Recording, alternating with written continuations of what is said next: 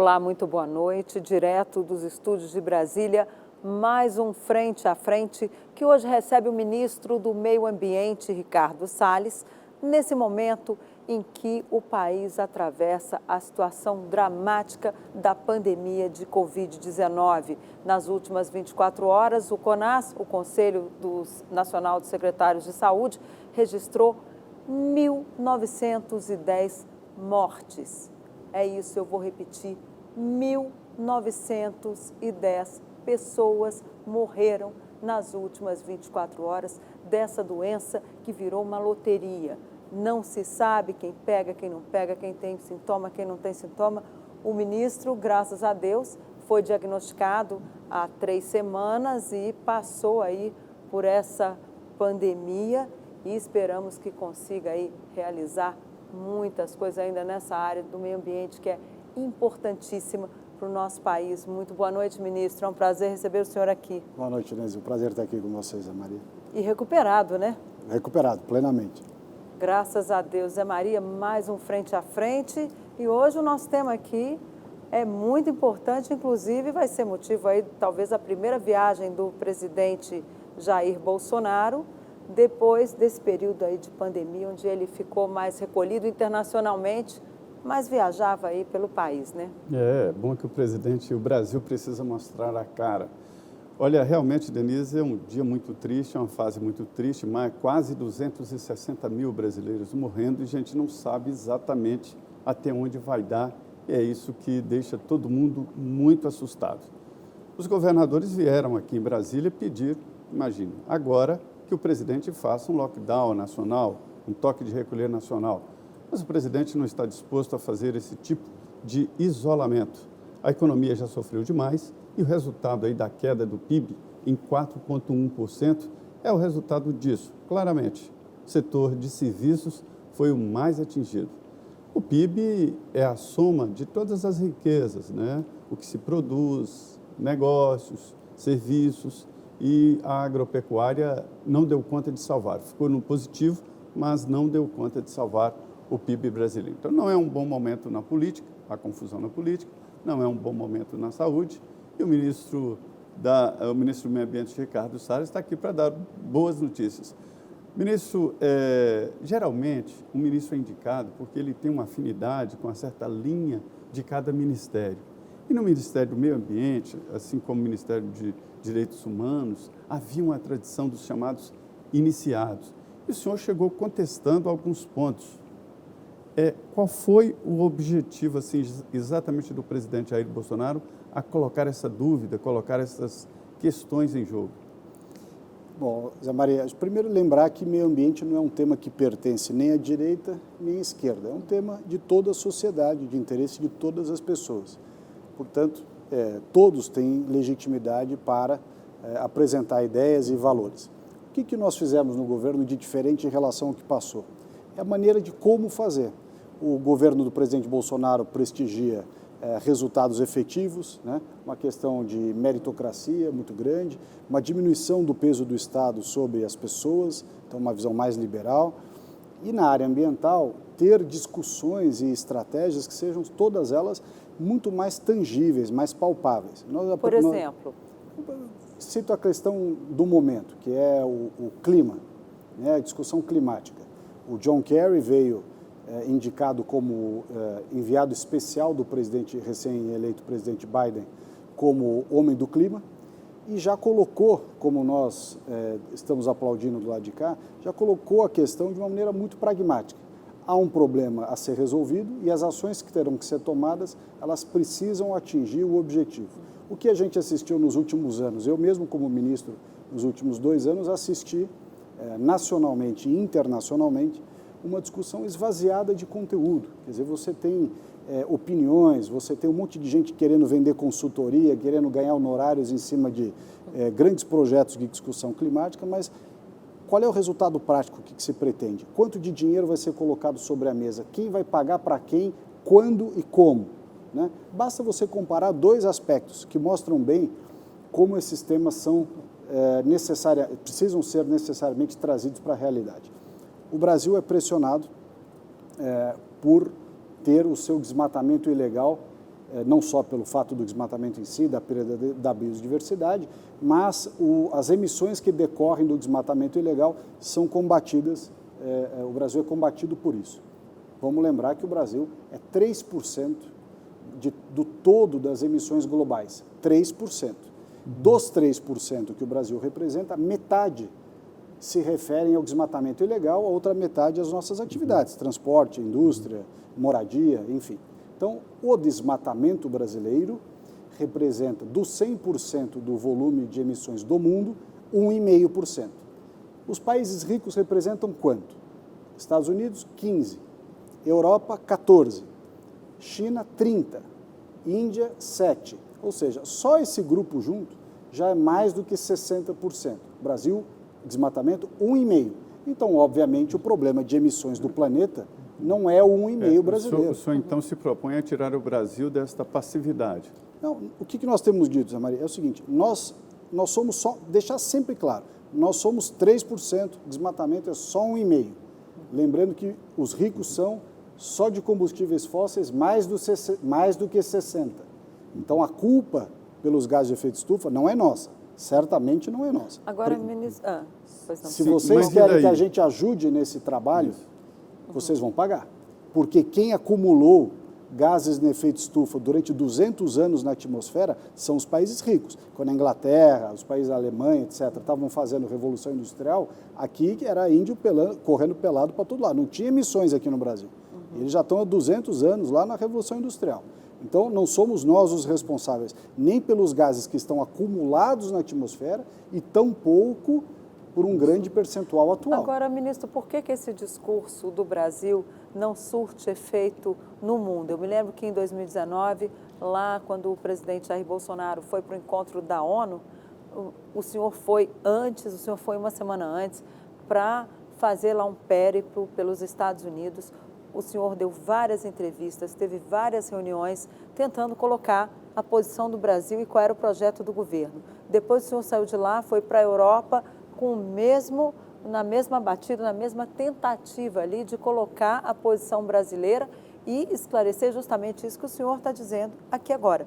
Mas o que houve que esse discurso, quais são os interesses que estão por trás que esse discurso não consegue pegar na imprensa internacional, nos órgãos internacionais, nos grandes órgãos multilaterais, inclusive a OCDE, né, que está discutindo aí a possível entrada do Brasil? Acho que são dois aspectos. Primeiro, é conveniente para os países ricos que esse discurso nosso de apontar o peso dos combustíveis fósseis, gás, petróleo, carvão, esse discurso do peso do combustível fóssil, né, do problema verdadeiro do clima, são eles que causaram no passado e são eles que continuam causando. Para eles é conveniente não dar muita atenção, quer dizer, discute o desmatamento, que é o problema que nós temos, e o problema de emissões e de combustíveis fósseis, que é inconveniente para eles não discutem. Nós temos etanol, nós temos plantio direto, temos código florestal, temos uma série de boas práticas ambientais, que são jogadas de lado e só fala de desmatamento. Aí quando você vai falar de mudança de fonte de energia, qual é o discurso dos países ricos? Não, em 2050 nós vamos estar neutros. Mas que 2050? Nós estamos em 2021. Você está me jogando uma projeção de ação para 29 anos. Quer dizer, nós somos cobrados para encerrar o desmatamento ilegal agora, já, esse ano. E eles têm até 2050 para resolver as emissões? Não, vai todo mundo trabalhar com 2050. Ou então vai todo mundo trabalhar para agora. Mas se for para trabalhar para agora, é para pagar agora. Os 10 bilhões de dólares que o Brasil pediu agora na sua NDC, é para quê? Porque a partir de 2021, que é esse ano agora, a gente começa a receber aquilo que foi prometido no Acordo de Paris. Então, agora, assim, nós temos que escancarar um pouco essas coisas. Ministro, esse é um debate muito profundo e é importante demais isso que o ministro está falando, porque a imagem hoje de um país vende, ou atrapalha muito, né? E qual a dificuldade, ministro, de colocar isso claramente no momento em que a economia está inevitavelmente guindada aí nesta imagem que o Brasil não está passando bem? Não, você tem uma questão aqui que é dizer para os americanos, para os europeus, etc., olha, o problema do desmatamento nós vamos resolver. E vamos resolver como? Melhorando a qualidade de vida das pessoas. Você tem 23 milhões de brasileiros que foram deixados para trás na Amazônia. Discutiu-se muito o meio ambiente, era projeto de sustentabilidade para cima e para baixo, todo mundo ganhando troféu aí de ESG, seja lá o que for. As ONGs levantando recursos. E a população da Amazônia vivendo na região mais rica do país, porém com pior índice de desenvolvimento humano. Ou seja, o próprio Kerry tem uma frase... Não pense que eles ganham dinheiro. Os que fazem carvão... Não ganham nada. Os que cortam árvores... Não ganham nada. Kerry soltou uma frase num debate que ele fez com Al Gore muito interessante, que tem que haver o que ele chamou de environmental justice, né? A justiça ambiental. E a justiça ambiental, o primeiro requisito é não deixar as pessoas para trás. A verdade é que os ambientalistas brasileiros deixaram os amazônidas para trás. É a região mais rica do Brasil, com a maior quantidade de recursos naturais, porém com uma população de 23 milhões de brasileiros que vivem no pior índice de desenvolvimento humano. Ou seja, você querer exigir de uma pessoa que vive nas piores condições sociais, sem saúde, sem educação, sem transporte, sem emprego, sem renda, exigir que essa pessoa tenha uma consciência ambiental, quer dizer, ela está preocupada em sobreviver, em ganhar dinheiro para ir na farmácia, na padaria, no supermercado. O senhor está elogiando tanto o John Kerry e as frases dele, o senhor vislumbra aí um período alvissareiro nessa relação com os Estados Unidos, pelo menos nessa questão ambiental? Porque o presidente Jair Bolsonaro tinha ali um alinhamento grande com o Donald Trump. E quando o Biden foi eleito, todo mundo dizia, olha, vai ser complicado para o Brasil, ele nem não tá conversou na área com o ambiental, presidente que é o que ainda. me compete, né? Eu não dou palpite sobre outras áreas.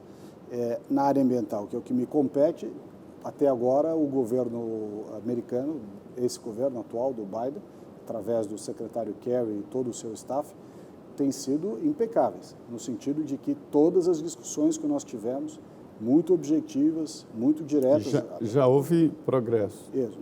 Nós estamos conversando, né? As reuniões são reuniões densas, são assuntos complexos, etc. Mas a postura tem sido muito correta. E se soma a esse ponto, a Inglaterra, o Reino Unido, que vai presidir a COP esse ano, o Reino Unido saiu da União Europeia, vai presidir a COP, o executivo, o ministro indicado pelo governo britânico para presidir a COP, é o Alok Sharma, também tivemos conversa já, muito objetivo, muito direto, a Inglaterra muito preocupada com a questão da transição energética, o que para nós é conveniente. É muito interessante discutir temas de transição energética, porque nós somos exemplo. O que eles querem ser, nós já somos. Nós já temos 85% de energia elétrica limpa no Brasil, a média da OCDE é 22%.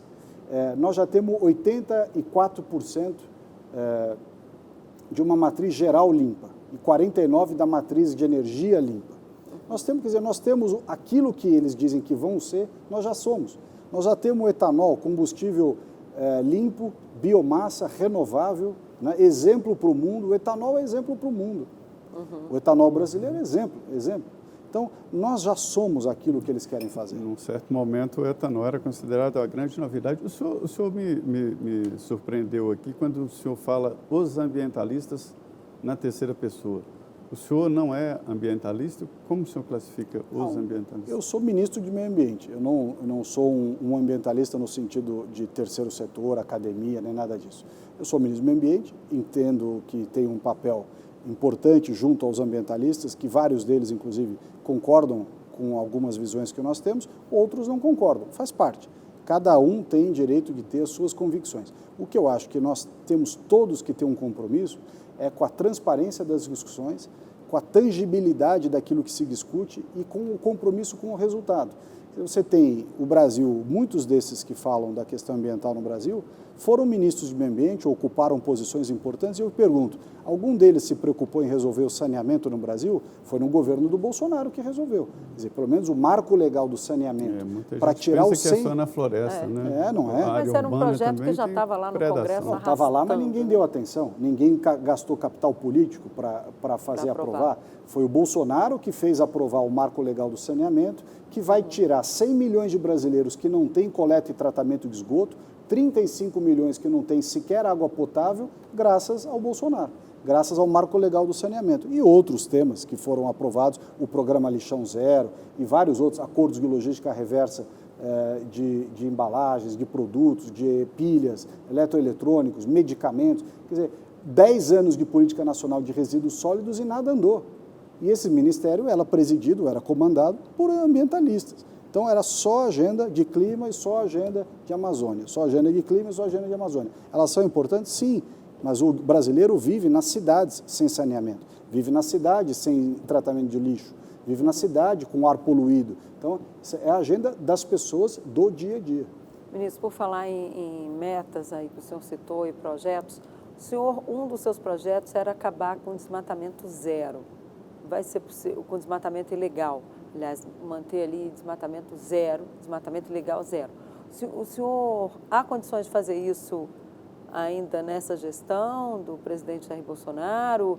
Qual é o problema? O que pega hoje? É a falta de fiscalização? Não. Ou a falta de equipamento? O que está pegando para acabar com esse desmatamento ilegal? A distinção do desmatamento para o desmatamento ilegal é fundamental. Então, primeira coisa para você poder dizer que acabou com o desmatamento ilegal, é você saber o que é desmatamento ilegal. Se você não tem regularização fundiária das propriedades, você já não sabe se é legal ou se é ilegal. Então, o primeiro requisito é fazer a regularização fundiária. Segundo requisito, o zoneamento econômico-ecológico. Fazer andar o pagamento pelos serviços ambientais. Aliás, foi de novo o governo Bolsonaro que colocou de pé o programa Floresta Mais, que é o maior programa de pagamento de serviços ambientais do mundo. 500 milhões de reais para o bolso do agricultor. Não é para pagar o consultor que fez o modelo, que vai mensurar. Não, é no bolso do agricultor, do pequeno agricultor, do ribeirinho, do tradicional, que atendendo às boas normas de preservação, recebe um cheque. Essa é uma coisa que a gente precisa quebrar o paradigma da área ambiental. A pessoa que faz a coisa bem feita precisa receber um cheque. Ela não quer uma taça, uma carta de honra ao mérito, dizendo parabéns. Não, ela quer um cheque. É justo. O produtor brasileiro tem que manter 80% de reserva legal no bioma Amazônia, 35% no Cerrado, 20% nos demais biomas. Então, ele mantém aquilo de graça, à custa da sua propriedade. É justo que ele receba um pagamento por serviço ambiental daquilo que ele conserva a título de reserva legal e APP, e mais ainda uma espécie de PSA mezanino, cota mezanino, para remunerar aquilo que ele tem de excedente de reserva legal. É justo, é correto. Ninguém vai numa propriedade urbana e tira 20% ou 35%, 80% da propriedade. Só faz isso na área rural. E a pessoa obrigada a passar por isso de graça? Não, ela tem que receber uma compensação. E essa compensação, ela decorre da socialização dos benefícios. O benefício de água, de chuva, de qualidade do ar, etc., que toda a sociedade usufrui.